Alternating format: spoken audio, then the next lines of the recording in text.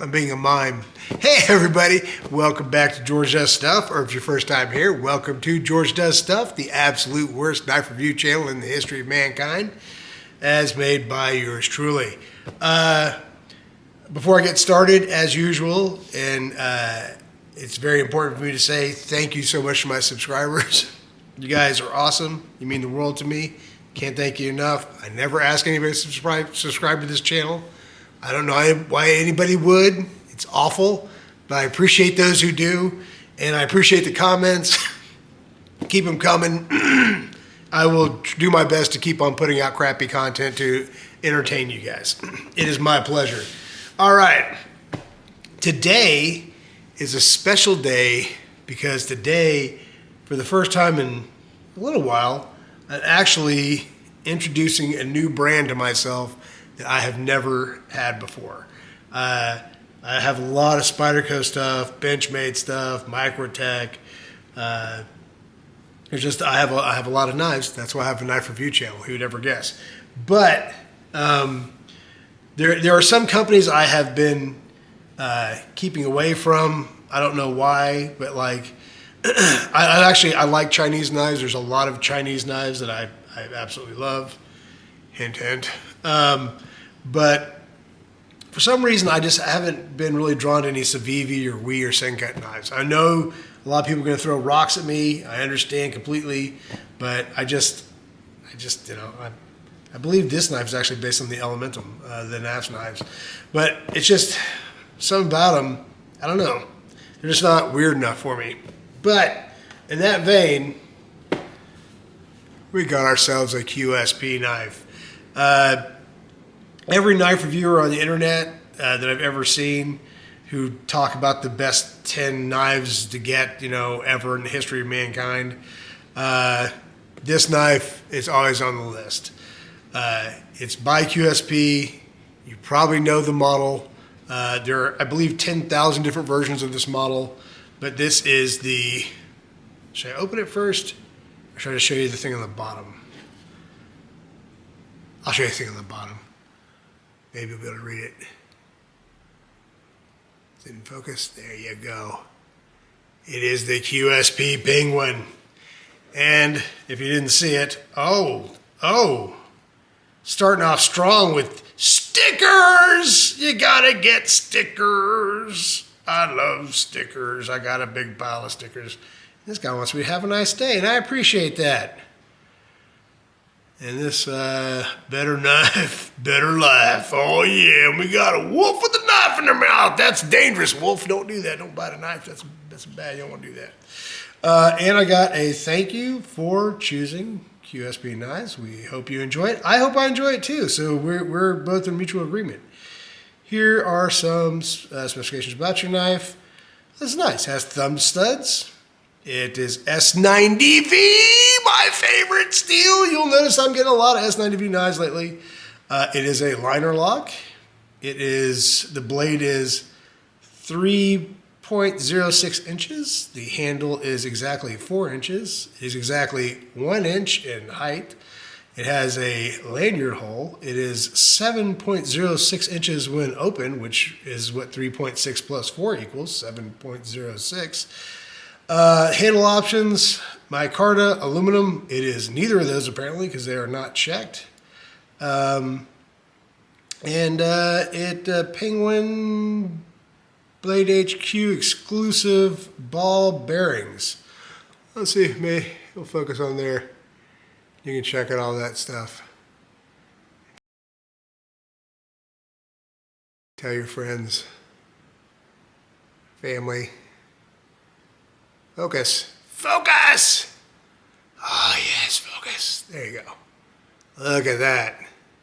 I still might shoot up the dimensions up here or there somewhere just so it's easier to see. It's got a QR code. I don't know what that is, so we'll just put that. Every QSP knife is guaranteed against defects in material and workmanship. It has a limited lifetime warranty for specified warranty. Do the QSP help. Okay, there you go. All right. Way to go, QSP. Nicely done. You have a lovely piece of foam, which is, place that lightly right there. And ooh, look at this mother of pearl. And This is, I believe that's titanium. Am I right? No, sandblasted aluminum. I have been corrected. There's aluminum on there, it's not checked. That's all right. Oh man, that is some aggressive texturing on there. That is really, really nice. I like. Oh, it's a liner lock. For some reason, I thought it was a frame lock. Man, I'm just admiring this. Again, let me see if we can get you in here close. Look at that texturing on there. Really nice. And you can see it's got a lanyard hole, and then you see the clips reversible, thumb studs. Oh, that is not jipping. That's just nubs on steel. There's no grip to that at all. Look at that. You got your clip there. Okay, there. Nice. It's aluminum. It's got steel liners. Are they skeletonized at all? They do not look like they're skeletonized at all. I'll open the knife up here to take a look. But man, oh man. Me likey. Me likey a lot. And,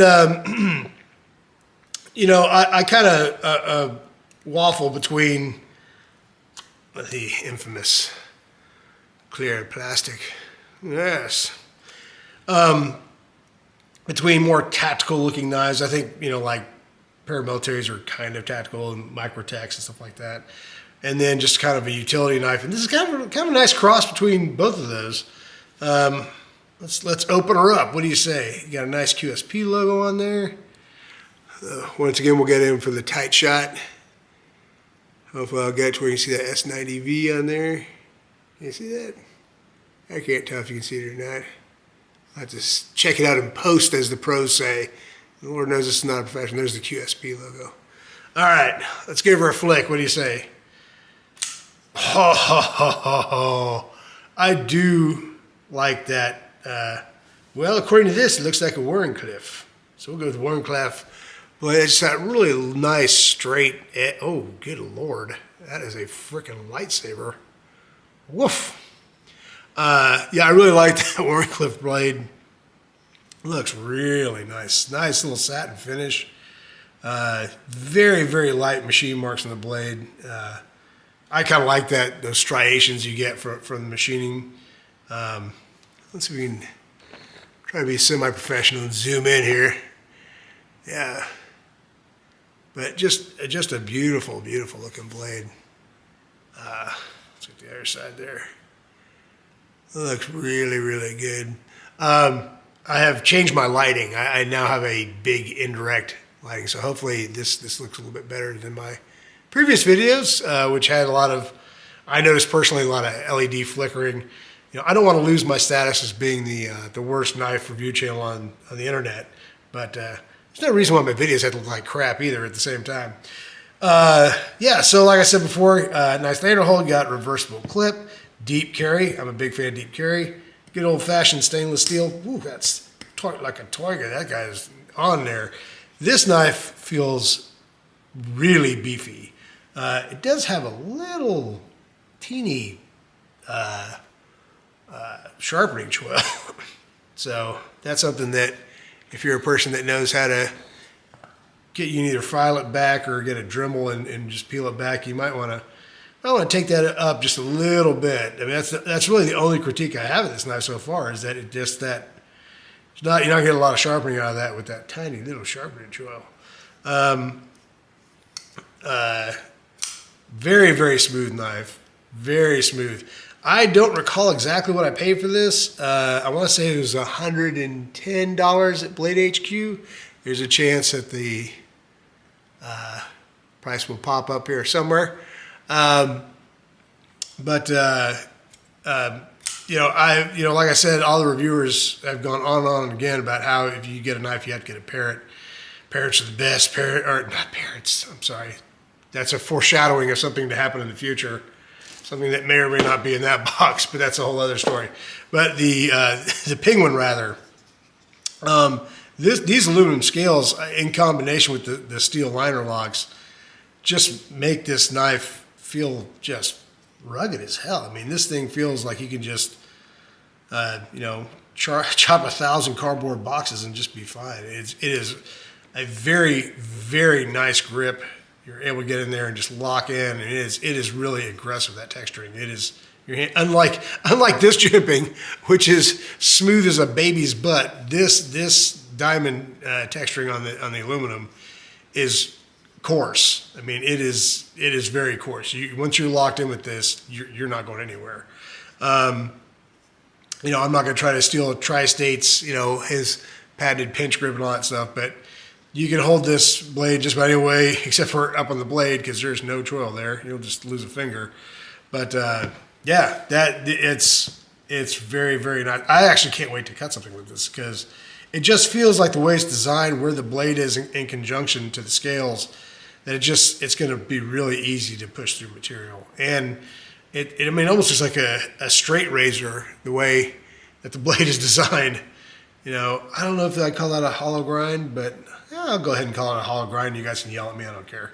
But yeah, it feels like it's very thin behind the edge, so it's going to be a real slicer. But before we get to slicing and dicing, that is going to happen. Don't worry. Let's do a little size comparison. What do you say? Let's take out, if I can get it open. Got the Kumu Compadre. Got the Kershaw Bel Air. By the way, Kershaw has come out with different color variations on this. There's one, first of all, there's one that's satin finish with carbon fiber that I'm really interested in, but I'm most likely to get one that is satin finish with anodized blue handles, because I don't know if you guys know this, I'm a fan of the blue. I like blue handles. So there it is in comparison to the Microtech LUDT. Here it is, the full-size Kershaw Iridium, which I'm always shocked at how big that knife is. It never seems like it's really that big, but it is. Here it is against the Paramilitary 2. And here it is against the Native. Both of these are an S90V. So you have 3 S90V knives right there. I will tell you that, let me put these guys up. God, I love these S90V Spydercos. They're just the bee's knees. I have recently reviewed, I don't know where these are in order, but I recently reviewed some CJRB Pyrites, which are awesome knives. I love the Pyrites. The only problem I have with Pyrites is that they're all button locks. And there's something about button locks I just don't trust. And it's not that button locks are not trustworthy locks. They're better, much better than, a slip joint. There's just something about it does not give me a lot of confidence. But this liner lock on this knife, I love liner locks and frame locks. And crossbar locks for that matter. All 3 of those are very good. But there's something to be said about just a good old fashioned liner lock. And this knife, like I said, it feels like a fixed blade. I mean, this thing is just locked in there solid. Just a great feel, really easy to get to the thumb studs on this. Really nice action opening it. It's not drop shut, but it's not bad either. And I have a feeling that after a little bit of time, actually that's pretty close to being drop shut. With a little bit of time, that'll wear in, and I can already tell you this is going to see some pocket time, or it might turn into a safe queen. I don't know. I like it a lot already. But we've done our size comparison. We've talked about the knife, all of its features, I hope. We've done everything we can do. Hopefully I put the dimensions up there at some point other than the ones that I read off the card. Let's see how it cuts. Come on, Penguin. Don't let me down, Penguin, you flightless bird. This paper sucks, but not too shabby. No, not shabby at all. Not, like I said, this paper. I didn't say it in this video, but another video. The yellow pages I use have white pages in the beginning and yellow pages at the end. And the white pages, for whatever reason, the paper is just not that great. But that is definitely nice. We're going to do my magic trick and see if that helps, though. It's something I always like to do with factory edges. That's just get rid of any, little bit of burr I can. I have said this before in my other videos, When it comes to factory edges, I'm a person that likes to use a factory edge as long as I possibly can before I start to put my edge on there. There are other schools of thought that are just the opposite. They say because the way knives are made, you want to get rid of that first layer of steel and get to the good steel that may not be